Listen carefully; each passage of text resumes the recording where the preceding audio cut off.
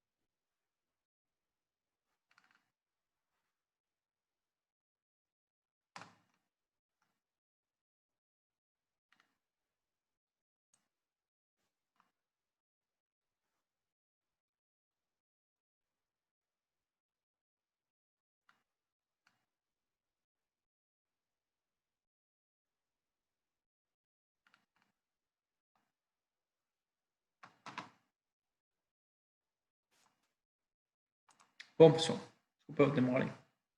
Dá um alô. Eu tenho esse aço aqui, eu achei que tinha de ferramentas, mas não tem, tá? Esse manualzinho aqui. E aí eu tava dando uma olhada na internet, tem alguma coisa na internet, mas eu achei uma coisa mais interessante, que é, essa aqui ela não é oficial, tá? Não aconselho. Eu tenho uma ali, depois eu mostro para vocês. Mas enfim, vocês como engenheiros mecânicos devem saber que a resistência mecânica né, é proporcional à dureza. E na ferramentaria a gente especifica, tem que especificar qual é a dureza, né? Então, no nosso caso lá, nós tínhamos uma resistência em torno de 1.200, acho que era, né? 1.220. Né? Então, a gente encontra aqui, ó, 1.220, uma dureza Rockwell C, HRC, equivalente a 38,8.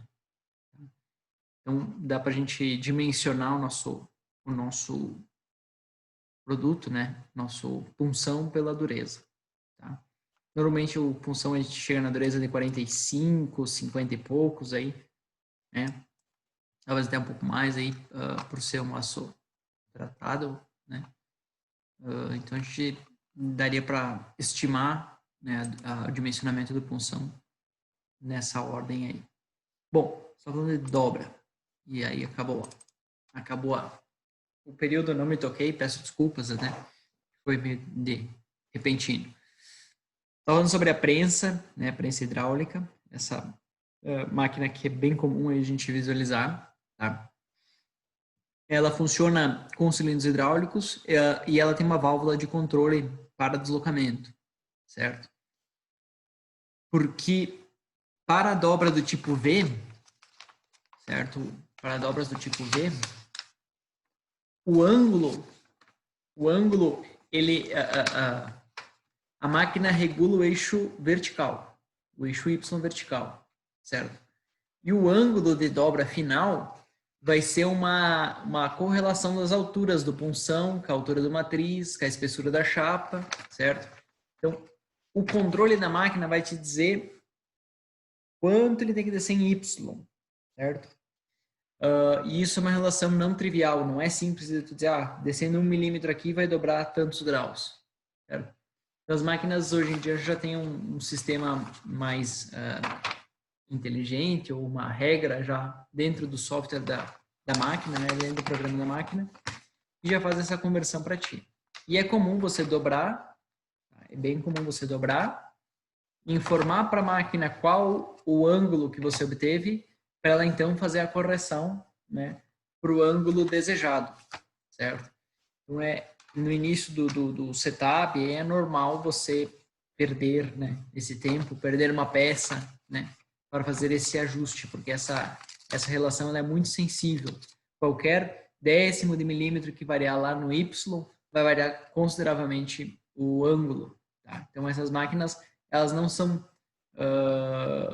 elas não conseguem manter um ângulo, uma precisão. Não é que não conseguem manter uma precisão. É um controle difícil. É um controle difícil, não é direto. É 5 graus, ela vai dobrar 5 graus, que nem na mesa oscilante, né? Então, ela vai ter que achar o Y para corresponder a 5 graus. Então, isso vai te dar uma certa não repetibilidade no teu processo. Tá? Por mais que a máquina seja precisa, tem controles, válvulas proporcionais aqui na parte hidráulica, né? Que possibilita isso. Mas o processo, ele tem essa restrição. Tá? E outra coisa é que você tem que avaliar passo a passo a viabilidade ou não de dobra, tá? Para evitar a colisão da tua peça dobrada, da tua peça, né, a ser dobrada com uma matriz e punção, certo? Então aqui parece que é simples, né? Mas existe uma série de restrições aqui. Por exemplo, essa dobra aqui pode colidir com o teu punção, né? Ou este Z, essa aba aqui pode colidir com a base da tua máquina, né? Às vezes ferramentas mais altas são melhores, né? Mais versáteis, certo? Então você tem a restrição desse braço aqui para não pegar na base da tua máquina. Enfim, né? Diversos fatores aí, certo? Então é uma máquina que ela não dá tanta repetibilidade no ângulo, certo? Posição, você tem um batente aqui que você regula, então quanto à posição até você consegue uma repetibilidade boa, mas ela não dá no ângulo, ela tem um déficit aí. Tá? O controle da espessura da chapa, a tolerância da espessura da chapa, ela é importante. Se você vem com um lote com muita variação na espessura da chapa, isso vai influenciar no teu ângulo. Tá? A qualidade do material, professor, influencia? A qualidade do material vai influenciar no retorno elástico. Já vamos falar sobre isso também. Tá? Aqui tem uma mesa oscilante, né? Então, dá uma precisão maior no teu ângulo, porque é um input da máquina, né? Ela realiza esse ângulo no parâmetro da máquina. Mas ela não tem tanta precisão de posição. E a posição, às vezes, é dada por um batente aqui atrás, aqui, ó. Isso pode não te dar tanta precisão. E dobra em ferramenta de estampagem, certo? Aqui tem um figurinha de uma norma alemã aqui, especificando, essa curva tem um formato especial para convidar, né, a peça para dobra. É necessário uma pressão para tua chapa não enrugar, tá? Porque, deixa eu ver se tem mais alguma coisa. Né? Porque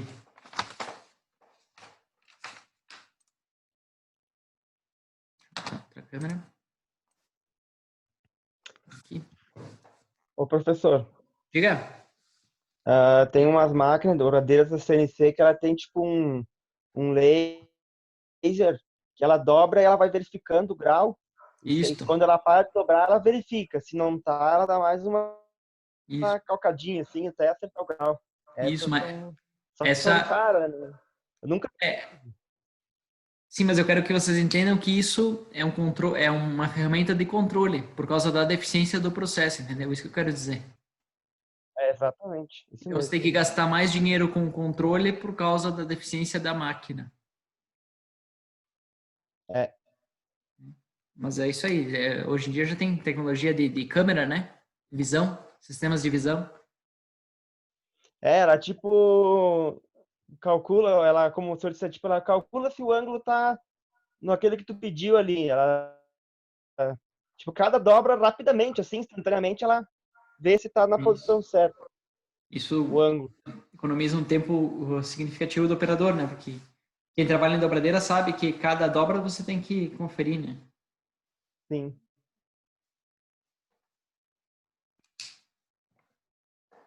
Dobra 3 pontos. Ficou torto aqui a minha matriz, mas tudo bem. A dobra 3 pontos, então eu vou ter o punção e a matriz, tá? O V da matriz. Aqui é a abertura da matriz, né? Chamada de V. Isso que V, enfim.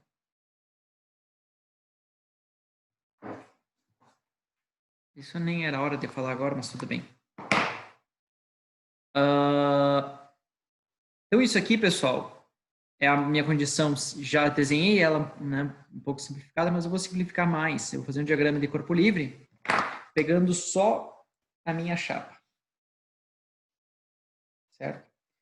Se eu considerar essa chapa como uma viga, o que eu vou visualizar? Eu vou visualizar uma força concentrada no centro e uma reação em cada quina aqui da matriz. Tá? Se isso estiver tudo centralizado, reação 1, reação 2, reação 1 igual a reação 2 igual a força sobre 2. Tá? E nesse tipo de viga, onde que acontece o momento máximo? O momento máximo acontece no centro, certo? O momento é igual. Então, se eu pegar a relação do centro, vai ser igual ao quê? R1 vezes a distância. Então, R1 vezes L sobre 2, certo? O que é R1? É F sobre 2. Então, isso aqui vai dar FL sobre 4. Sempre. Sempre que uma viga com a carga bem centralizadinha, né? Eu sempre vou ter esse momento. E esse momento acontece no centro. Tá? Esse momento acontece no centro. Então, beleza. O que isso quer dizer? Quer dizer que, mesmo se eu dobrar ao ar, né, o que é ao ar? É sem uma matriz embaixo, certo? Essa peça sempre vai dobrar no centro, embaixo do punção. Certo? Parece que é lógico isso, né? Agora, se eu tiver uma matriz de dobra,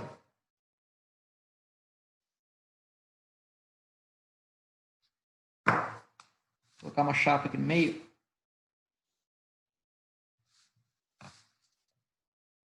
Tá? Da mesma maneira, vamos aqui é o punção, né? Punção, e aqui é a matriz. Mesma coisa, vamos simplificar o diagrama de corpo livre. O que eu vou ter na minha viga?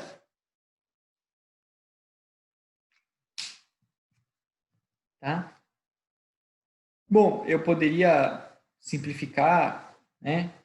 Ou poderia dizer que esse punção faz uma força constante, ou faz uma força em cada canto do punção, né? Sei lá. Aí depende o estágio da dobra, mas vamos pegar o caso simples. Força constante, reação, reação. Tá? Da mesma forma, a reação 1 vai ser igual à reação 2, se tudo estiver centralizadinho, vai ser igual à força equivalente sobre 2. Tá? E o momento no centro vai ser igual à mesma coisa, certo? Agora, onde esse momento é maior? Esse momento é maior no centro. Mas não é no centro que eu quero dobrar a peça, eu quero dobrar ela junto à matriz. Então, esse punção, esse tipo de ferramenta, se eu não tiver alguma coisa impedindo essa dobra central, tá? A minha peça sempre vai sair embarrigada. Porque no primeiro momento, na primeira pegada, eu vou aplicar um momento maior no centro e o centro vai plastificar antes da matriz. Depois que isso aqui começar a descer, aí você vai ter uma imposição aqui muito grande de deslocamento e aí vai obrigar esse esse canto dobrar. Mas se eu não tiver esse prensa-chapa, a minha peça ela vai sair bem abaulada. Ela vai sair bem abaulada. Por quê? Porque mecanicamente, fisicamente, o momento maior ainda está no centro. Ainda está no centro. Então, por isso que a gente precisa de uma força aqui muito grande, tá? Em torno de 30% da força que desce aqui, né? Da força de dobra, tá? Para impedir esse tipo de abaulamento. Esse tipo de abaulamento. E aí esse raio, esse formato aqui, né? Ele é propício para você começar a dobrar e convidar a tua peça para dentro da matriz, tá? Aí um truque, porque você sempre vai ter retorno elástico e esse U, mesmo que você cuide um monte, ele ainda vai sair aberto. Vai sair com as abas abertas. Um truque para evitar isso é a vincagem, né, uma força de compressão no cantinho, no cantinho do U, né, no cantinho do raio. Você aplica uma vincagem aqui, aplica uma força de compressão para quebrar as tensões residuais, né, e assim reduzir o retorno elástico.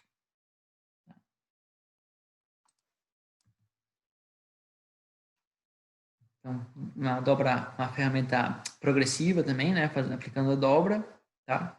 E aqui no primeiro, terceiro, quarto, quinto estágio, aqui, a gente tem uma gaveta, tá? O que é a gaveta? Esse punção aqui em forma de cunha, de ângulo. Quando ele aplicar um deslocamento vertical, ele vai impor um deslocamento horizontal. E esse deslocamento horizontal vai fazer essa dobra maior do que 90. Tá? Então, esse é um tipo de ferramenta, enfim, que possibilita dobrar mais do que 90 graus, né? Mesmo tendo esse tipo de matriz aqui. Então, aqui, provavelmente existe aquela matriz padrãozinha. Aí, aqui, o estágio 5, você faz essa dobra maior do que 90 graus. Ou calibração, também poderia ser uma calibração para garantir, né? Faz a dobra de 90 e depois faz uma calibração para garantir o ângulo. Tá? De novo, como você tem retorno elástico e você tem um controle de ângulo indireto, é importante ter esses mecanismos para controlar o ângulo. Tá? Aqui tem a ferramenta roletada, né? A ferramenta roletada não. É outra coisa que eu tenho que falar também. Aqui estão os rolos da perfiladeira, né? Então, aqui, ó, a chapa lisinha, né? Cada rolo aplica um incremento no ângulo, né? Da dobra, certo? Até ter o componente final, que seria o 20 aqui com ele em L. Tá? Eu falei ferramenta roletada, porque aqui quando você dobra, você sempre fica dependendo dos raios aqui e tal, né? Mas é comum, é intrínseco ao processo você marcar esse raiozinho aqui no canto da tua peça. Tá? Então também existe uma tecnologia que é o uso de pinos, né, de roletes, certo? Na tua matriz aqui. Deixa eu ver se consigo desenhar aqui. O ponteiro é ruim para desenhar pra caramba. Né? Você coloca um rolete aqui e um rolete aqui, um pino, uma barra trefilada, vamos imaginar assim, né? Em toda a extensão da ferramenta, que vai rolar, né? Vai rotacionar quando a chapa começar a deslizar sobre ela vai gerar uma pequena rotação, tá? O que evita o riscamento, né? A marcação da peça no processo de dobra. Então, isso aqui é a ferramenta roletada que eu estava falando, né? Também, enfim, tecnologias que existem aí. Por que a gente fala isso, né? Porque para ajudar o aluno a resolver problemas, tá? Então, eu tenho um problema lá na empresa que a peça fica marcada. Então, uma solução é a ferramenta roletada. Eu tenho um problema de ângulo. Como eu falei, não tem muito o que fazer com ângulo, né? Só aumentar o controle. Como o Odair falou ali, hoje em dia já tem controle instantâneo aqui, né? Em tempo real, certo? Do ângulo. né? Mas é só investindo em controle. Não tem mágica que você consegue fazer na ferramenta que vai resolver este problema. Ah, eu tenho problema de retorno elástico. Aí tem alguns vincos, né? Você pode vincar o centro da peça aqui para reduzir esse retorno elástico, tá? Tem uma figurinha, acho que eu tenho só lá no... Aqui na frente acho que tem. Um pouquinho, pessoal. Falando de vincos aqui, ó, né? Então, essa aqui é uma espécie de vinco, certo? E aqui tem uma outra espécie de vinco que é só o raio, né? O raio menor no punção e um raio maior na matriz, né? Isso vai produzir uma força muito grande de compressão que vai vincar a peça e reduzir o seu retorno elástico, tá? Então, existem esses problemas e já existem algumas soluções aí de bate-pronto, tá? De bate-pronto. Bom, projetos de componentes com dobra. Esse componente aqui, tem um aqui também, deixa eu ver se consigo puxar ele aqui. Esse aqui eu vou precisar.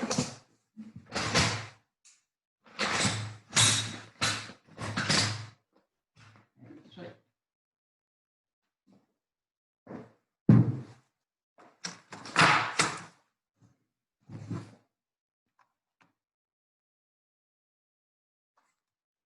Deixa eu parar aqui. Apresentação. Não sei se vai dar para vocês verem, essa câmera é meio ruim. Eu tenho um componente com 2 dobras, tá cortado laser. Ele é uma peça um pouco antiga, tá um pouco enferrujada já. Mas eu trouxe para mostrar alguns defeitos de dobra. Tá? Alguns defeitos de dobra. Que a gente vê aí nas fábricas. Tá? O primeiro defeito é o raio. É um raio muito pequeno aí para teu componente, tá? Embora ele não tenha trincado, tá? Um aço bem bom aí. Bem bom não, bem maleável, né? Mas isso a gente, enfim, ultrapassa o limite Deixa eu descartar aqui um pouquinho. Assim. Vai ver, né? É um raio bem pequeno, é uma chapa de 635, se não estou enganado. Aqui. Né?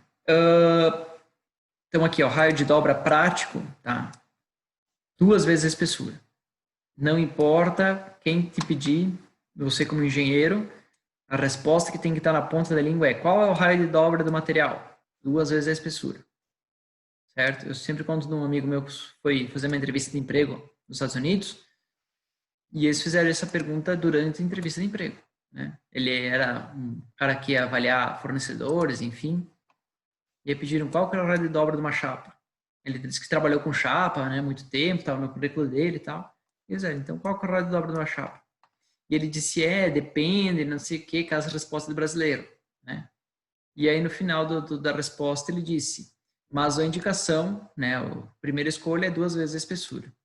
Quando ele terminou de falar, o cara falou, é essa a resposta que eu quero escutar. Né? Todo aquele blá blá blá é conversa para dormir. Quando te perguntam qual que é o raio de dobra, é 2 vezes a espessura da peça. Tá? Dá para dobrar menos? Dá, certo? 1 vez a espessura, para um aço doce, ele vai resistir, ele vai a praticar um bom desempenho. Menos que isso, não. Tá? Menos que isso, ó, ele dobrou, não trincou, mas qualquer esforço que eu aplicar nesse material, tá? Ele já está numa condição de deformação muito elevada e ele vai trincar, certo? Ele vai fadigar, ele vai, enfim, apresentar problemas na tua aplicação. Então, sempre que você puder utilizar 2 vezes a espessura, utilize 2 vezes a espessura. Tá? Dá para usar menos? Dá, mas você tem que ter um certo cuidado, não é todo o material, tá? Não é toda a aplicação, mas até 1 vez a espessura você consegue utilizar. Dá para usar menos? Não, é muito arriscado. Tá? Você como engenheiro, saiba que você está numa corda bamba. Tá? Corte de alívio. Tá? Então eu vejo muito projetista, certo? Pessoal que começa ali na área do sheet metal, do SolidWorks, não conseguir fazer uma caixinha assim com 2 dobras, certo? O segredo pro Solid e para a vida real é você fazer esse corte aqui, ó, esse alívio. Tá? Nessa peça aqui tem um alívio aqui, ó, bem desenhadinho. Não sei se dá para ver aí, certo? Bem desenhadinho, no tamanho bom, tá? Esse alívio, o ideal que seria, aqui tem a marca de dobra aqui, ó, isso ali, ó. Essa é a marca do V da ferramenta. Tá? Deixa eu parar aqui o share aqui, mostrando a câmera grande. Olha aqui a marca do V da ferramenta, certo? E o alívio tem que chegar ali até no V da ferramenta, certo? Ô, professor, Diga. provavelmente foi posto uma ferramenta fina aí por causa desse furão aí embaixo, que obrigou a botar um V pequeno. Isso aí. Botar um V pequeno, tu não consegue botar um raio grande que esmaga, né? Ele vai tornar elíptico, né? É, ele puxa o furo, daí ele se obrigou a botar um V pequeno, talvez podia ser um pouquinho maior, mas daqui a pouco não tem, né? Sim, Daí se sim. obrigaram a fazer assim, Não, é isso aí. corte de chapa aí quase. É isso aí. Aqui tem, não sei se tem aqui. Não, não tem. Mas está faltando aqui, tem que inserir. Que existe uma relação aqui, né? Da distância do furo para o V, certo? Eu não lembro de É, cabeça. se o furo 3 cai vezes dentro se o furo cai dentro do V, ele, ele deforma o furo, né? isso, ele faz o que fez aqui, ó. É bem isso aí. Ele faz o que fez aqui, ó. Né? Só que faz no furo. Só Mas que esse aí foi exagerado, né? Ali a ferramenta é muito pequena, aí foi. mas aí a gente Quase falou, chegou a achar. depende da disponibilidade, né? Sim, tem bastante variedade de ferramenta. Isso, se está E é disponível. caro esses troços, caralho. É. É que justamente por ser um processo muito versátil, se usa uma ferramenta para muitas operações, né? Só que aí você tem essas restrições de projeto barra processo, né? Então, o alívio da dobra, que eu estava falando, como o colega falou, furos muito próximo, tá? Muito próximo da dobra. Conforme você vai aproximando o furo, ele vai fazer 2 coisas. A primeira é ele tornar esse furo uma elipse, ele alongar o furo, certo? Porque aqui essa fibra exterior está em tração, você tracionou ela. Você tem um furo, esse furo é um alívio de tensões e ele vai puxar esse material, né? Ao invés de esticar o material, ele vai puxar o material do furo e vai tornar o furo elíptico, certo? Se o furo entra dentro do V, né, que essa marca aqui entra dentro do V, aí ele vai acontecer o que aconteceu aqui, ó, tá? Aconteceu aqui, ó, não sei se dá para ver aí.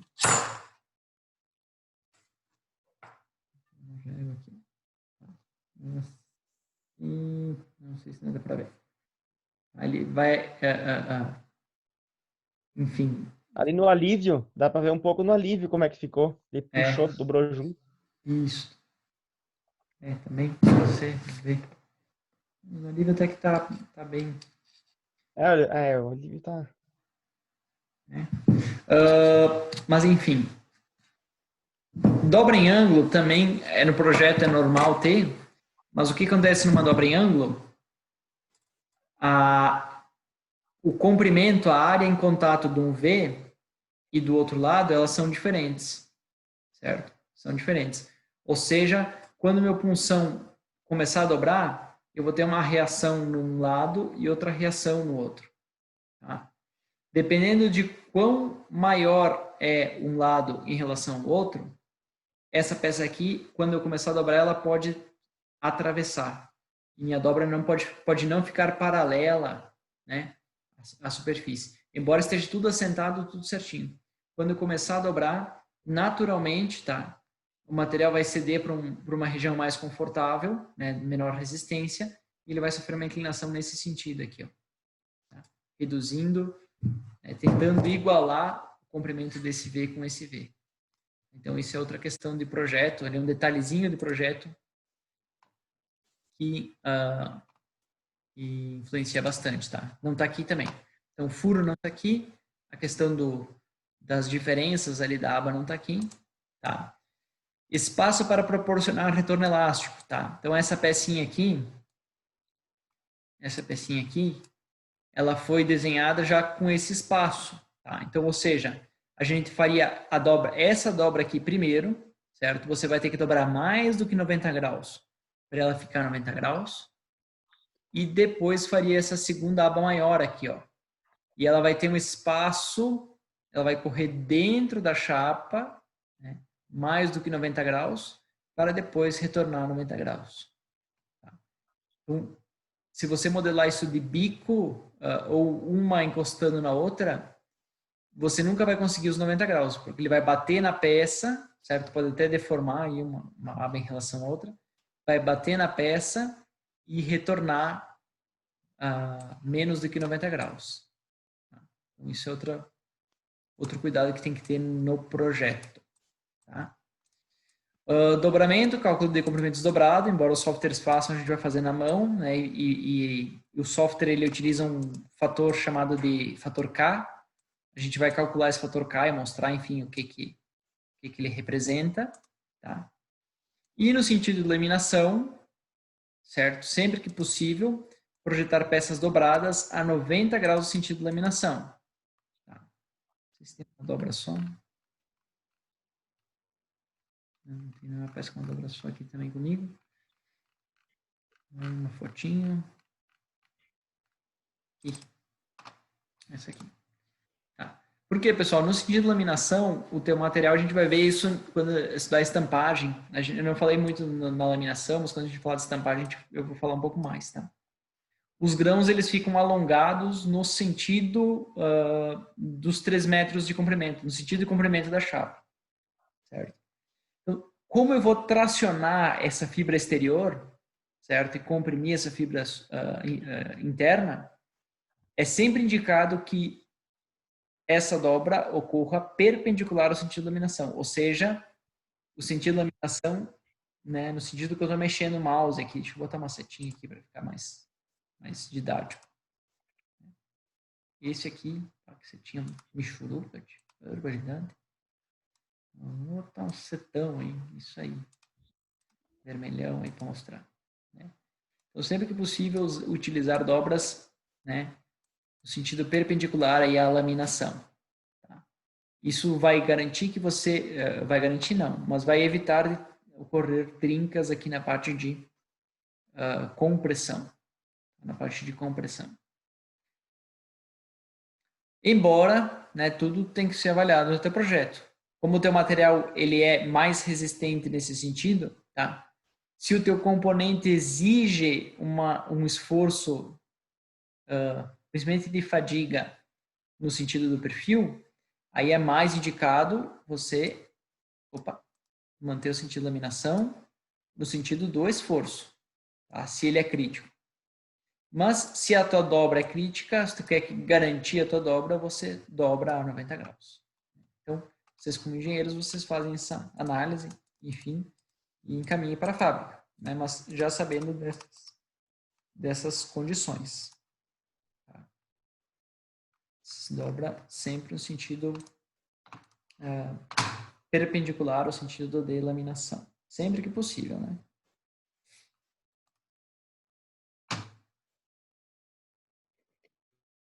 Mas, infelizmente, acontece de ser o que couber mais na chapa. Ah, sim.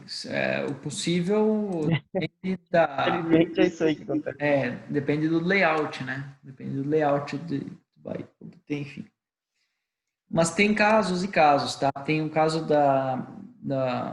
dos vasos de pressão, reservatório de ar de carretas aí, que começaram sei lá, 10%, né? Começou a apresentar problemas de ruptura, tá? E aí foram pesquisar e tal, e aí os 10% era cortado e calandrado, né? No sentido contrário, né? Vocês sabem que o vaso de pressão tem uma tensão maior que as outras, que é a tangencial ali. E aí, sempre que o sentido de menção ficava no sentido da tangencial, você estava alinhando o maior esforço com maior resistência. Ah, mas aí para aproveitamento de chapa, uma peça lá no final da chapa tinha que ser dobrada ao contrário. E aí essa peça começava a dar problema de ruptura. Então, tem que avaliar, né, se o ganho do layout de corte vale a pena pela possível, né, ou recorrente ruptura que tu venha a sofrer, tá? Então, aqui você tem uma tabelinha para menor raio interno, né? Lembrando que sempre vale a relação de 2 vezes a espessura, né? Mas aí, menor raio interno, enfim. Aqui tem uma formulazinha também deduzida, certo? Baseado no módulo de elasticidade e na espessura aqui, né? Espessura. E na tensão sigma E. O que é sigma E? É a tensão de escoamento. É o nosso KF, tá? Não lembro por que eu troquei de mas vai ser o KF aí do teu material. Então, raio mínimo. Dá para ser calculado dessa forma também. Desculpa, professor, o que sai dessa fórmula aí mesmo? Sai o raio mínimo. Não. Deixa eu dar um zoom aqui, porque ele está num lugar meio ruim de visualizar. Seu raio da dobra da ferramenta. O raio interno da dobra mínimo. Tá? Vamos fazer um exemplozinho aqui.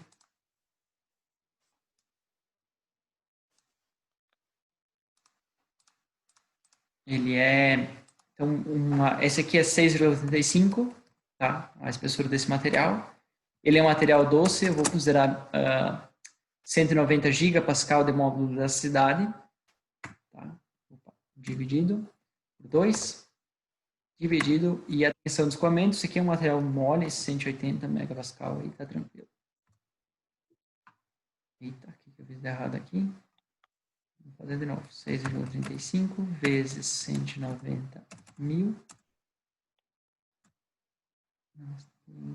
Acho que tem que ser dividido por 2, dividido por 180. Dividido por 1000 para dar a unidade certa. 3,53 milímetros de raio.